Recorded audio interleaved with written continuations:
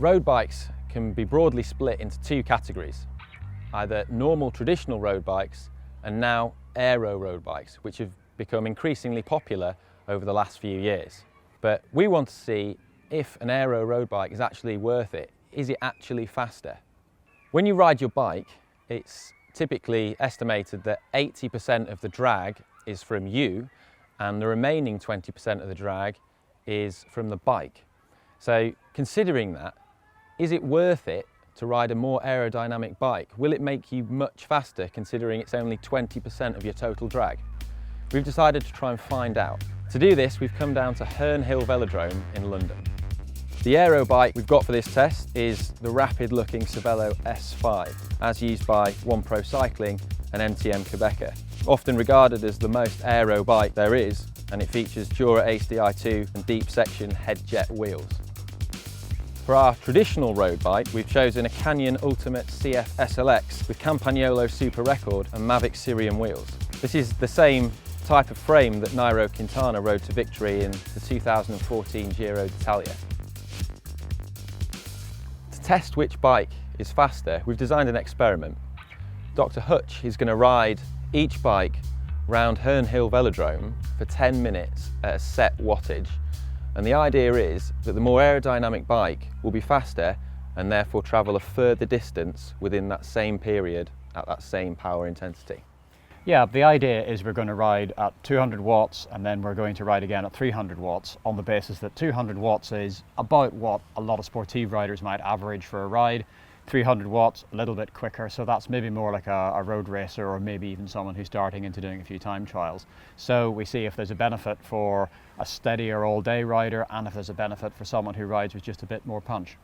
To help make the test more accurate, Hutch is going to start each run from a rolling start, and I'm going to count his laps as he goes round as well. And then at the end of the 10-minute period, we'll work out how far he's gone.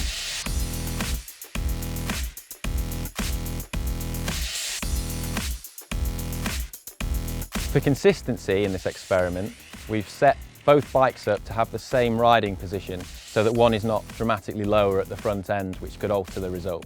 So Hutch has just done 200 watts. He's now going to ride the same bike at 300 watts for 10 minutes. That is if you still think you can hold 300 watts for 10 minutes. I will struggle through, I'll do my best. All right, let's go.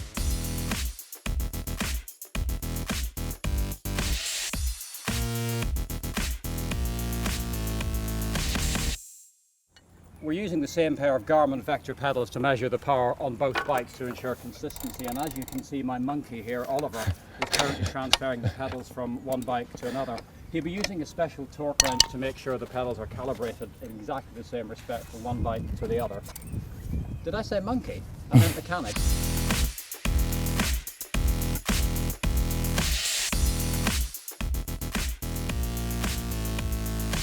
So, I've done my bike riding.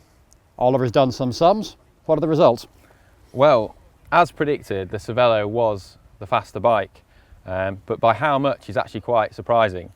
So when you rode at 200 watts on both bikes, the Canyon, which you rode first, over 10 minutes at 200 watts, you averaged 19.2 miles per hour.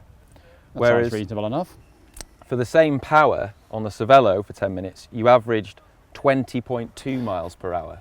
So when you rode at 300 watts, the difference was even greater. On the Canyon, you actually averaged 22.6 miles per hour, whereas on the Cervelo, you averaged 24.2 miles per hour, nearly 25 miles per hour for the same effort. Yeah, that's what, 10% quicker.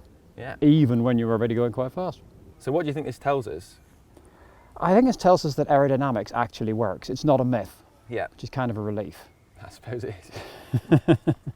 We are aware that this is only one experiment. There are other things to consider, such as the fact that aero road bikes are generally slightly heavier and often a little bit less comfortable than a normal road bike. And also this test was only on the flat as well. Dead flat, it's round Herne Hill, so as soon as you went uphill, if you pick up the two bikes one after another, the Canyon is a lighter bike and you can immediately notice that, yeah. Just weigh nothing.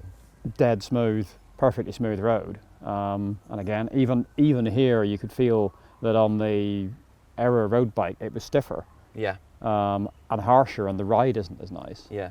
And also, there's not a lot of wind today, but even so, you could just notice that your line just being blown occasionally by the odd puffs there were with the deeper rimmed wheels. So yeah, it's quicker, but there are other things. So there you have it. An aero bike is considerably faster on the flat, on a nice smooth road, on a nice calm day.